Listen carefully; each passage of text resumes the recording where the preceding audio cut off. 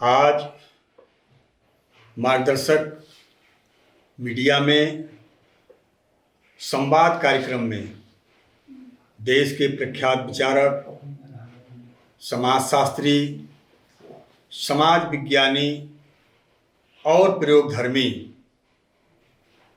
बजरंग मुनि जी उपस्थित हैं। आज उनके साथ भारत में इस्लाम या हिंदुत्व कौन खतरे में, इस विषय पर हम बातचीत करेंगे। मुनि जी, भारत के संदर्भ में अगर हिंदुत्व को देखा जाए तो सबसे पहले 1892 में हिंदुत्व शब्द आया है और उसके बाद 1923 में ये सावरकर ने हिंदुत्व शब्द को भारत में प्रचलित किया है। 1892 से पहले हिंदुत्व को भारत में कैसे देखा जाता था? कि जब से भारत में हिंदू या सनातन, हिंदू सनातन आर्य, इन सबको करीब करीब हम लोग एक ही प्रकार का मानते हैं, शब्दों का हेर फेर है। तो ये सब का हिंदुत्व या सनातन या आर्य, ये तो प्रारंभ से ही है। जब से हिंदू हुए या आर्य हुए, आर्यत्व, ये तो पुराना शब्द है, कोई नया नहीं है। आर्यत्व भी, सनातन का क्या था ये हमको नहीं मालूम है, लेकिन हिंदुत्व ये बहुत पुराना शब्द है। हम ये मानते हैं कि हिंदुत्व, इस्लाम, ये दोनों जो शब्द हैं ये प्रारंभ से हैं। जब से इस्लाम बना तब से इस्लाम का शब्द आ गया, जब से हिंदू बने तब से हिंदुत्व शब्द आ गया।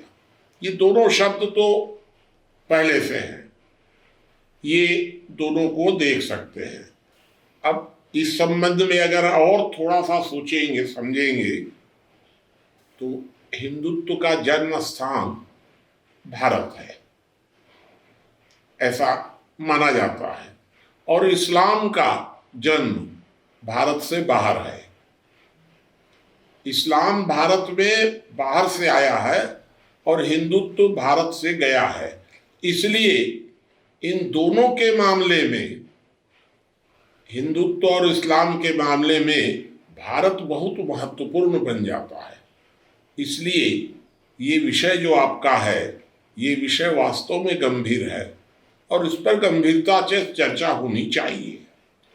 मुनि जी, फिर आप आर्य और की बात करते हैं, आर्यावत, सनातन, ये शब्द आप जो बता रहे हैं, उसको लेकर तो एक मतभेद भी है कि भाई जो आर्य लोग हैं वो तो बाहर से आए हैं, जो हम लोग हैं अनार्य लोग हैं, जो हम लोग भारत के मूल लोग हैं, खास करके आदिवासी लोग कहते हैं कि ये हम हैं। तो जो हिंदुत्व जो शब्द आया है 1992, फिर मैं दोहरा रहा हूँ, ये कहाँ से आ गया?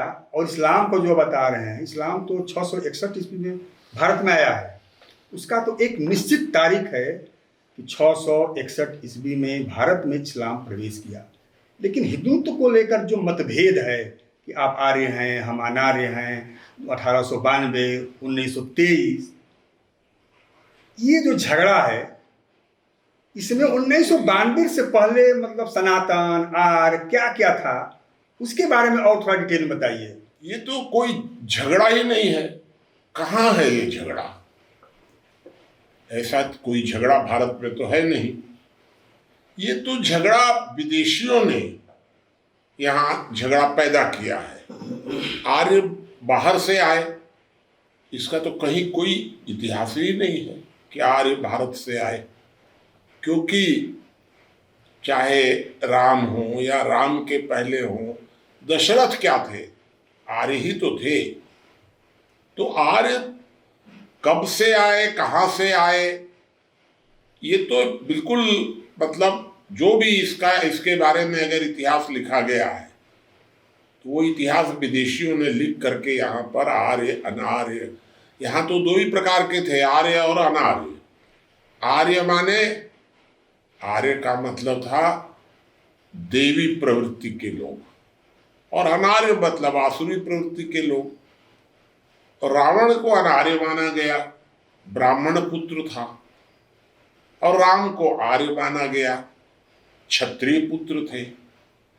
तो फिर आर्य और अनार्य शब्द ये बाहर से कहां से आ गया?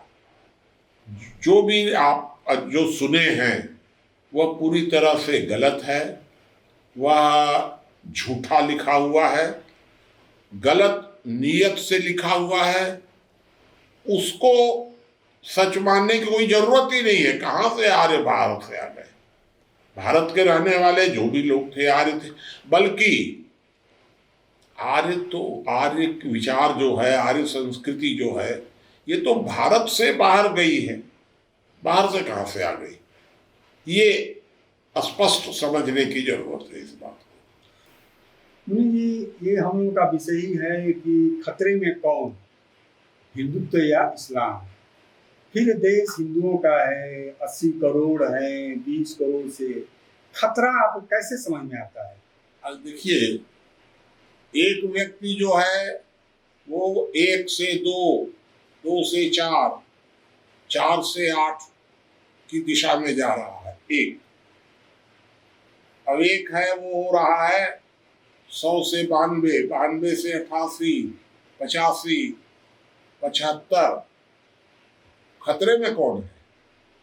एक वाला है कि 99 वाला है?